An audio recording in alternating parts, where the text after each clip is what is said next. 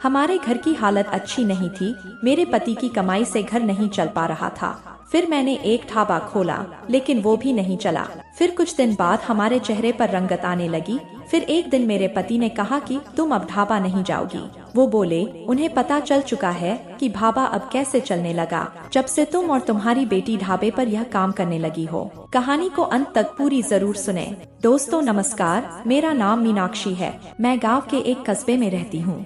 मैं आज आपको अपने जीवन की स्टोरी सुनाने जा रही हूँ। मेरे पति राजेश एक मजदूर हैं, क्योंकि वो ज्यादा पढ़े लिखे नहीं थे, इसलिए हमेशा से वे मेहनत और मजदूरी का ही काम करते आ रहे हैं और घर चलाने के लिए उन्होंने यही किया भी। मेरे 2 बच्चे हैं।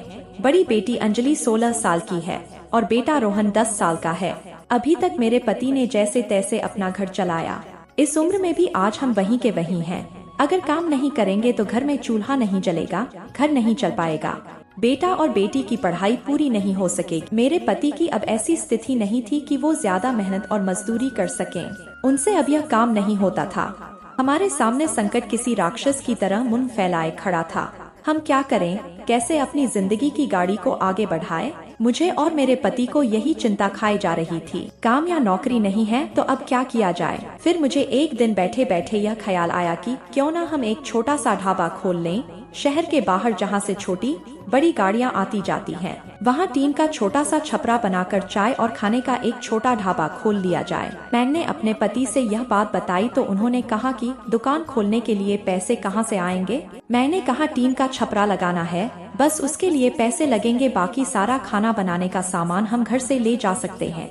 कुछ थोड़े पैसे मैंने अपने एक परिचित से मांगे ताकि हम अपना छोटा सा ढाबा शुरू कर सकें। मेरे पति के मन में अभी भी संकोच था। वो बार बार मना कर रहे थे, लेकिन मैंने कहा हम एक बार कोशिश करते हैं और ज्यादा कुछ नहीं लगेगा। कुछ दिनों तक मनाने के बाद वो मान गए और हमने एक छोटा सा ढाबा शुरू कर दिया।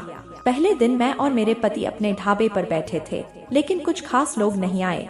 मेरा ढाबा भी छोटा था और ऊपर से सभी खाने वाले पहले ही अपने ढाबे फिक्स किए होते हैं कि उन्हें कहाँ रुकना और कहाँ खाना है। हमारा पहला दिन निराशा भरा था।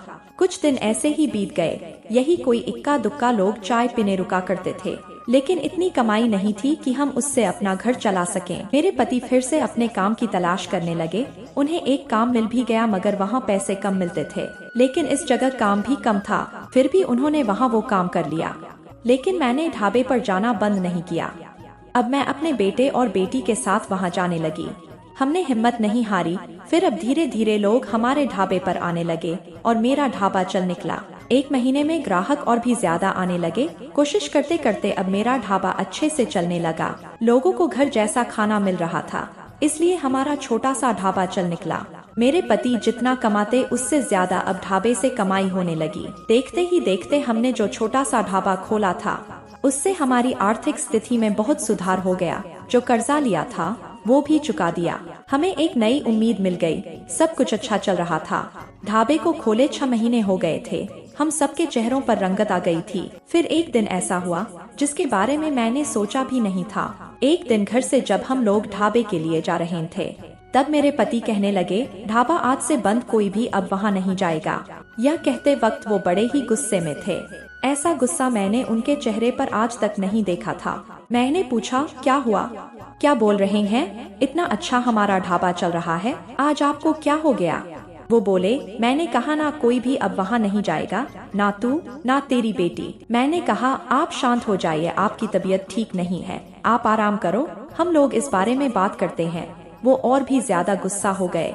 कहने लगे कि कोई बात नहीं होगी, मैं जितना कमाता हूँ उतने से घर चल जाएगा, तू अब ढाबे पर नहीं जाएगी। मेरे पति का ऐसा रूप मैंने पहले नहीं देखा था।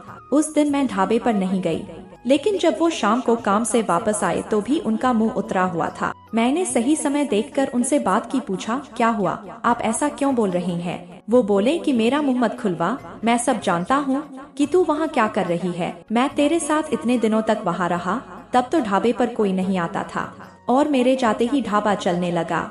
आखिर ऐसा कौन सा जादू हो गया? मेरे तो होश ही उड़ गए। वो क्या कहना चाहते थे मैं समझ गई। ऐसी बात वो भी शादी के इतने दिनों बाद उनके मुंह से सुनकर मुझे यकीन ही नहीं हो रहा था कि ये मेरे वही पति हैं जिनको मुझ पर पूरा भरोसा था। मैं एकदम खामोश हो गई। रात को मेरे आंसू नहीं रुक रहे थे। मेरे मुंह पर अब ढाबे का नाम भी नहीं आया। इस तरह की बातें सुनने के बाद मेरा अब कुछ करने का मन ही नहीं किया। उस दिन से मैंने ढाबे का नाम ही लिया। बिल्कुल खामोश हो गई। अब कुछ कहने सुनने को बचा भी नहीं था। मैंने मन में ठान लिया था कि इस बारे में मैं उनको कोई सफाई नहीं दूंगी। वो अपनी मेहनत मजदूरी का काम करते रहे, लेकिन उनकी कमाई इतनी नहीं थी कि उससे घर का गुजारा हो पाता। ढाबे की कमाई से जो कुछ पैसा जमा किया था, कुछ ही दिनों में वो खत्म हो गया। करीब 3 महीने बाद ही उनकी तबीयत खराब हो गई और वो बिस्तर पकड़ लिए। वे काम नहीं कर पा रहे थे। मैं जैसे तैसे उन्हें संभाल रही थी। घर का एक एक पैसा जब खत्म हो गया तो कर्ज लेने की नौबत फिर से आ गई। मैं सोच रही थी कि किसी के घर में जाकर खाना बनाने और बर्तन धोने का काम करने लगूं। पति की तबीयत खराब थी, इसलिए मैं नहीं चाहती थी कि मेरी किसी भी बात की वजह से वो फिर उसी तरह की बातें करें। एक दिन मेरे पति बिस्तर पर लेटे थे। मैं उनके लिए खाना बना रही थी। तब उन्होंने मुझे बुलाया और कहने लगे, मैं जानता हूँ उस दिन की बात तुम्हें बहुत परेशान कर रही है और तुम्हें लग भी रहा होगा कि मैं तुम्हें यह बात कैसे बोल सकता हूँ, लेकिन वो शब्द और वो बातें मेरे नहीं थे। मेरे कानों में ऐसी बात आई थी। अपनी रिश्तेदारी में ऐसी बात हो रही थी कि मैंने अपनी बीवी और बेटी को अकेले ढाबे पर छोड़ दिया है। उन्हें देखकर ही लोग रुकते हैं, जिससे ढाबे पर कमाई हो रही। इस तरह की बातें मैं बर्दाश्त नहीं कर सकता। 2 रोटी कम खा लेंगे, लेकिन मैं यह सब नहीं सुन सकता था। मैं उनसे बोली, समाज और यहाँ के लोग, खासकर आपके परिचित और रिश्तेदार, आपको आगे बढ़ता नहीं देख सकते। वे तो बहुत कुछ कहने लगते हैं, लेकिन लोग इस हद तक गिर सकते हैं, मुझे इसका पता नहीं था। और दुख इस बात का है कि मेरे पति भी उनकी बातों में आ गए। मगर उस समय उनकी जगह मैं भी होती तो शायद यही करती। मुझे भी उतना ही बुरा लगता और वही फैसला मैं भी लेती जो मेरे पति ने लिया। मैंने उनसे पूछा कि कहाँ है आपके वो शुभ चिंतक जो अब आपकी मदद करने नहीं आएंगे? जाइए, आप उनसे मदद लीजिए। हमारे घर में खाने को नहीं है, आपकी तबीयत भी खराब है। अब आप ही बताइए, कोई आया हमारी मदद करने? दुनिया किसी को खुश नहीं देख सकती, और अगर कोई मेहनत करके आगे बढ़ता है तो सारे प्रयास करके उसे पीछे धकेलने की कोशिश करती है। और आप भी उनकी बातों में आ गए और वो लोग सफल भी हो गए। सबको तो बस बात ही बनाना है।